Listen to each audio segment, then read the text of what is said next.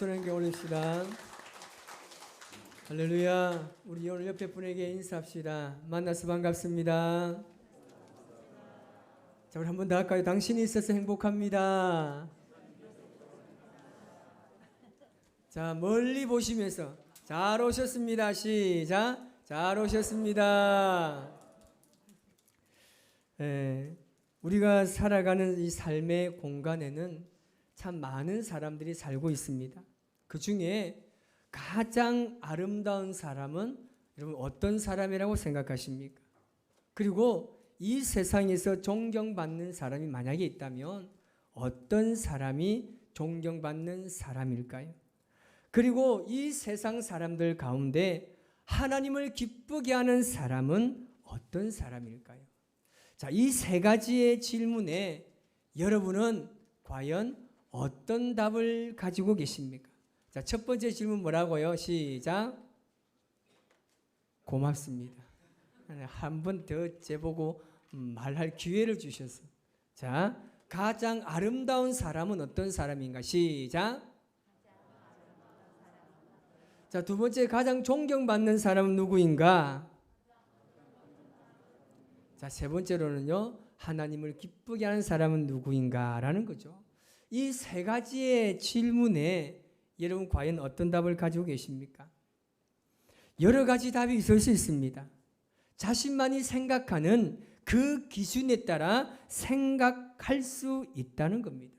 그런데 성경을 보면 살아온 지난 삶, 우리가 지금까지 살아온 신앙의 삶을 토대로, 그리고 성경의 여러 부분을 보더라도, 그리고 지금 우리가 살아가고 있는 현실적인 어떤 필요를 볼 때에 가장 유력한 답은 한 가지입니다.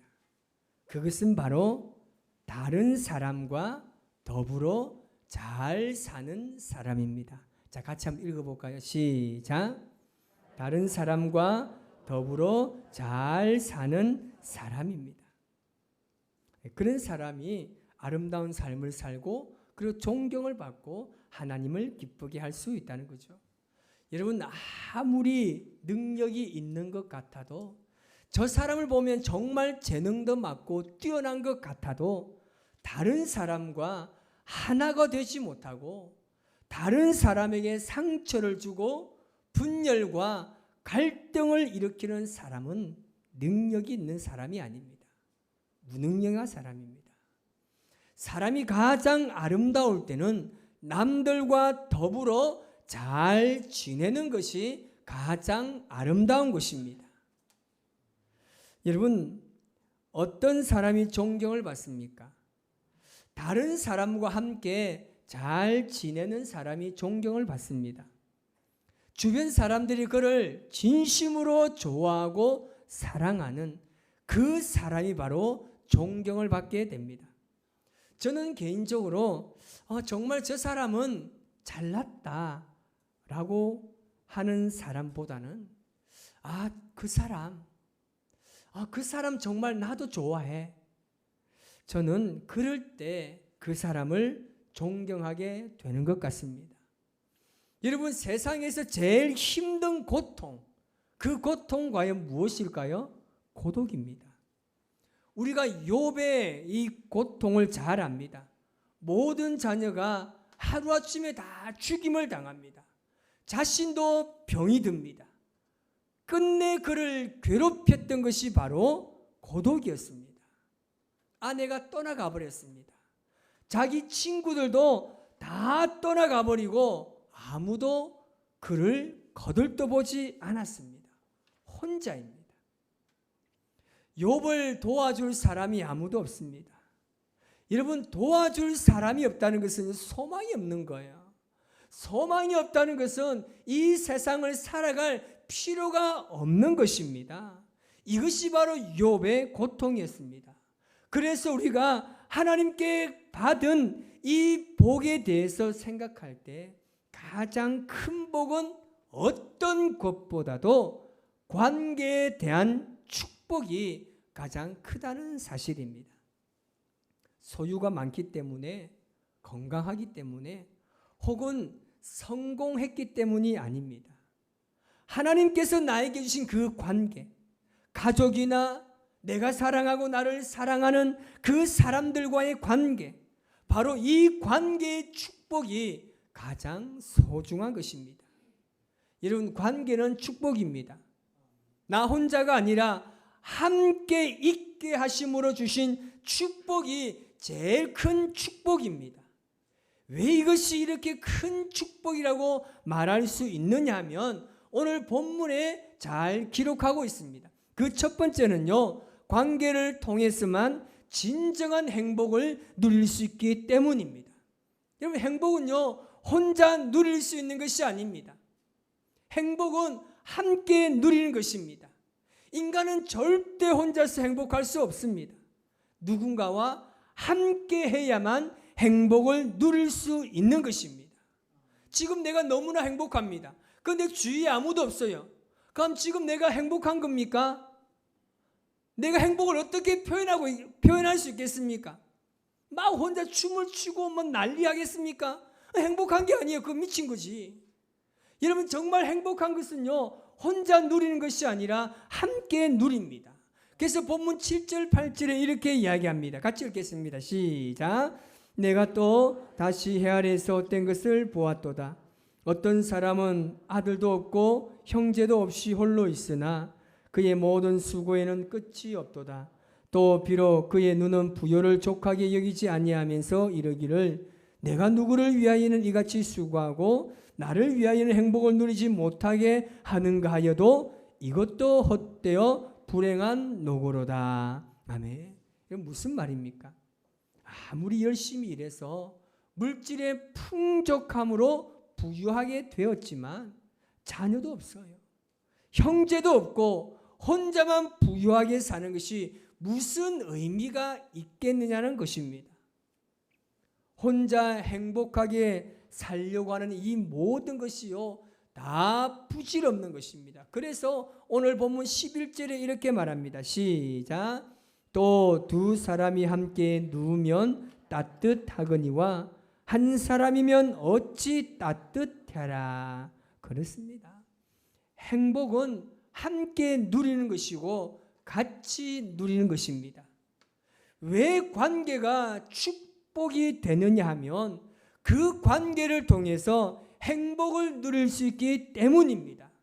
절대 혼자서는 행복할 수 없기 때문에 우리는 누구에게든지 서로 간에 아름다운 관계를 이어가는 것입니다. 이것이 첫 번째 이유입니다. 두 번째는요, 관계를 통해서 함께 위대한 일을 이룰 수 있기 때문에 그렇습니다. 오늘 본문 9절에서 10절 말씀을 같이 읽겠습니다. 시작. 두 사람이 한 사람보다 나음은 그들이 수고함으로 좋은 상을 얻을 것입니다. 혹시 그들이 넘어지면 하나가 그 동물을 붙들어 일으키려니와 홀로 있어 넘어지고 붙들어 일으킬 자가 없는 자에게는 화가 있으리라. 아멘. 세상에는 혼자 아무리 애를 써도 함께하는 것을 당해낼 수 없는 일들이 너무나 많습니다. 여러분, 하나님께서 우리에게 함께할 사람을 주신 까닭은요, 혼자 할 수 없는 아름다운 일들을 이루라고 주신 것입니다. 그래서 혼자 할 수 없는 일이 10이라고 한다면 둘이 함께 할 수 있는 일이 20이 아닌 거예요. 이것은 여러분 100이 될 수 있고 1000이 될 수 있고 만이 될 수 있는 줄 믿으시기 바랍니다. 인생의 중요한 일들은 거의 대부분 다 그렇습니다. 혼자서는요 절대 이룰 수가 없습니다. 가정을 혼자 이룰 수가 없습니까? 이룰 수가 있겠습니까? 없습니다. 공동체를 혼자 이룰 수 있겠습니까? 교회는 더더욱 혼자 이룰 수가 없는 공동체입니다. 중요한 것들, 그 아름다운 가치 중에 혼자 이룰 수 없는 것들이 세상에는 너무나 많습니다. 그래서 관계가 축복이 된다라는 것입니다. 그리고 세 번째는 삶의 위기와 어려움의 순간에 이 관계를 통해서 버티고 이겨낼 수 있기 때문입니다. 오늘 본문 12절 말씀을 같이 읽어보겠습니다. 시작. 한 사람이면 패하겠거니와 두 사람이면 맞설 수 있나니 세 겹줄은 쉽게 끊어지지 아니하느니라. 아멘. 혼자서는 이길 수 없는 일들을 함께 있으면 위기의 순간에 그리고 어려운 순간에 버티고 이겨낼 수 있습니다. 여러분의 삶 가운데 수없이 많은 위기와 어려움이 다가옵니다. 인생에는 그런 일들이 없을 수가 없습니다. 너무나 많습니다. 자, 그러면 그 위기와 어려움과 힘든 것들을 혼자서는 이길 수 없다는 사실입니다. 여러분, 내가 흔들리고 지쳐 있을 때 그 누군가가 나를 붙잡아 주어야 하지 않겠습니까? 힘이 되어줄 사람이 있어야 하지 않겠습니까? 여러분, 끝까지 여러분 어려움이 닥칠 때마다 내 혼자 일을 감당할 수 있겠다고 그렇게 자부하시면서 살아갈 수 있겠습니까? 오늘 전도서 말씀 그대로 내가 넘어졌을 때 누군가가 붙들어 일으켜 줄 수 있는 사람이 반드시 있어야 합니다. 그것이 누굽니까? 바로 하나님께 주신 바로 관계라는 겁니다. 하나님 주신 관계는요, 내가 힘들 때 나를 도와줄 수 있고 내가 넘어졌을 때 잡아 일으켜 줄 수 있는 것이 바로 관계입니다. 그렇다면 문제가 무엇입니까? 우리가 살아가면서 이 소중한 관계, 축복을 가져주는 이 관계가 소중한 줄도 모르고 자기 이기심 때문에, 자기의 어떤 중심적인 사고 때문에, 자기 분노 때문에 이 관계의 축복이 깨지고 망가지는 겁니다. 이것이 문제입니다.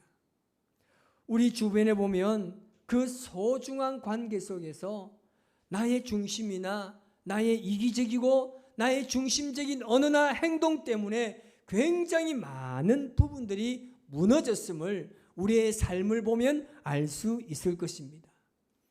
자기 중심적인 이기심은요, 절대 공동체를 이룰 수가 없습니다. 우리의 인생이 축복의 인생이 되기 위해서는 이 축복의 관계를 세우는 능력이 필요합니다. 그리고 깨어진 관계를 회복해야 됩니다. 그 깨어진 관계를 어떻게 세울 수가 있겠습니까? 이것에 대해서 주신 답변이 바로 오늘 본문에 있는 베드로전서 4장 8절 말씀입니다. 우리 같이 한번 읽어보겠습니다. 무엇보다도 뜨겁게 서로 사랑할지니 사랑은 허다한 죄를 덮느니라. 아멘. 여기서 보니까 무엇보다 서로 깊이 사랑할지니라는 말입니다. 이 말씀은요, 하나님께서 허락하신 그 축복의 관계가 그냥 되는 것이 아니라는 겁니다. 애쓰면서 노력해야 되는 것입니다.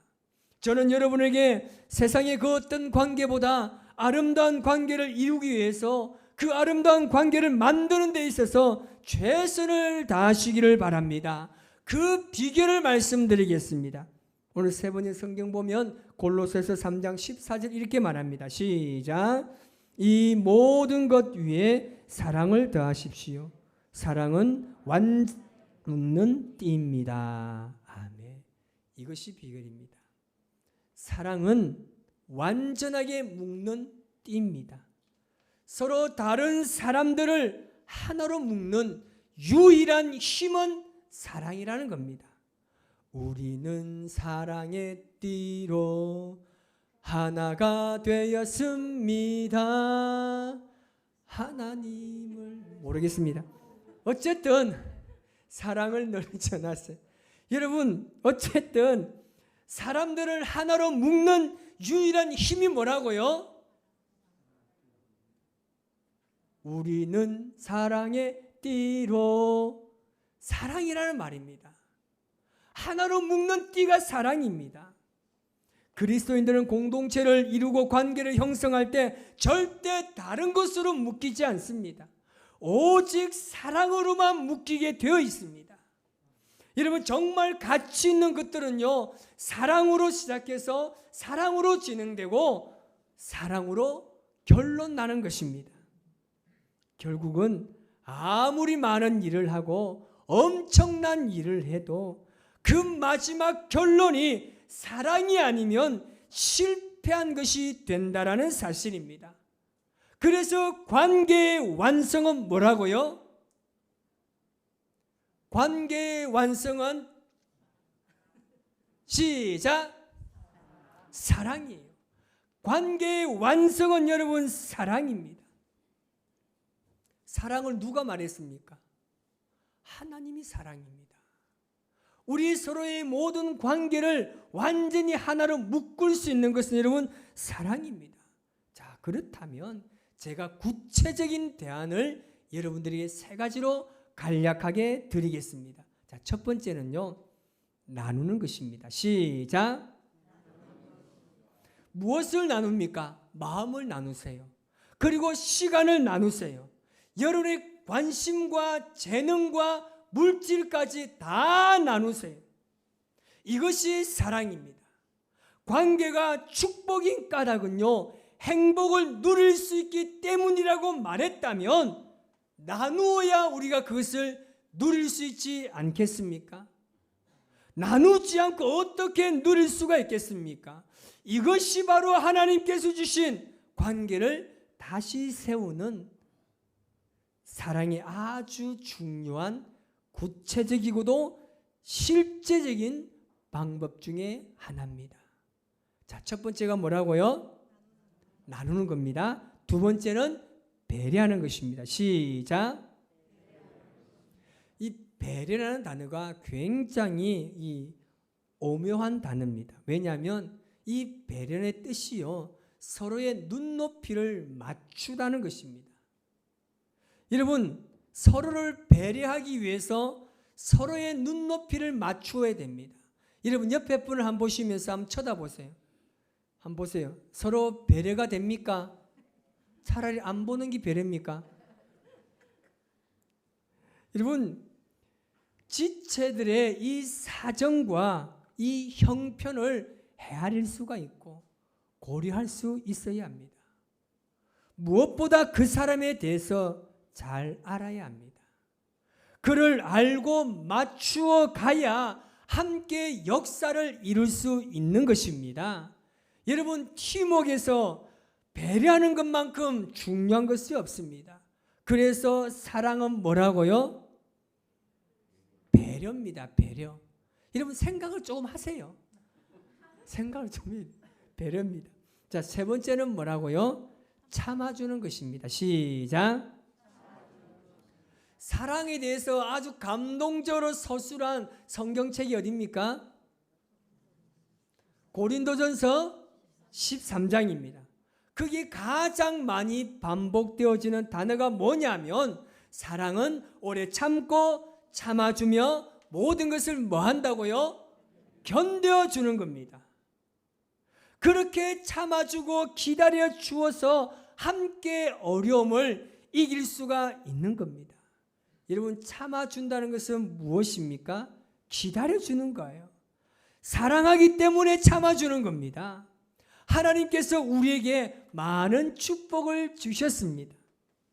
그 관계의 축복, 그것을 여러분 그냥 놔두면 되는 것이 아니에요. 그것은요, 우리가 잘 관리해야 합니다. 이 관계를요, 그냥 놔두면 안 돼요. 이것을 우리가 주님의 이름으로 서로가 잘 관리해야 합니다. 만일 무너진 것이 있다면 그것을 다시 여러분 세워야 합니다. 그래야 삶을 세울 수가 있는 겁니다. 여전히 관계가 무너지고 하나가 되지 못하는데 그것을 그냥 방치해 두면 이것은 썩어서 깨지고 부서지고 사라지는 거예요. 그래서 하나님께서 주신 이 축복의 관계를 잘 관리하시기를 주님의 이름으로 축복합니다. 그래야 우리가 아름다운 일들을 함께 해갈 수 있는 것입니다. 어떻게 그럴 수 있을까요? 오늘 이 세 가지, 자, 첫 번째 뭐라고요? 시작! 나누는 겁니다. 두 번째는요, 안 띄워도 됩니다. 안 띄워도 돼요. 여러분 테스트하는 겁니다. 세 번째는요, 참아주는 겁니다. 여러분, 이것을 어떻게 할 수 있느냐? 그 결론의 대답은 바로 기도하는 것이라고 말씀을 정리할까 합니다. 기도해야 됩니다. 관계를 놓고 기도하면 성령님께서 보여주십니다. 어디에 문제가 있는지, 어떻게 하면 이 관계의 축복을 계속 이어갈 수 있는지 기도하면 성령님께서 보여주십니다. 여러분, 관계를 놓고 기도하기 시작하면 성령님께서 공동체의 관계를 풀어가시는 줄 믿으시기 바랍니다. 우리가 분명히 아는 것이 있습니다. 그것은 사랑의 나눔이 있는 곳에 하나님께서 계신다라는 사실입니다. 나누고 배려하고 서로 참아줍시다. 이것이 오늘날 이 마지막 시대에 우리 교회가 아름다운 공동체의 축복을 이어갈 수 있는 비결이 되는 것입니다. 우리 옆에 분이 한번 인사합시다. 자, 지금까지 해주지 않았던 말 나누겠습니다. 시작. 나누겠습니다. 자, 손을 잡아주면서 배려하겠습니다. 시작. 자, 마지막으로 한번 진심을 다해서 더 참아주겠습니다. 시작. 우리 하나님께서 우리를 그렇게 아름답게 세워 가실 것입니다. 서로에게 격려가 되시고 위로가 되시고 그로 인해 주께서 우리에게 축복을 잘 이루어 가시기를 바랍니다. 이 시간 손뼉 치면서 한번 나의 등대에서 나를 도우시는 주 이 찬양하며 나아가겠습니다.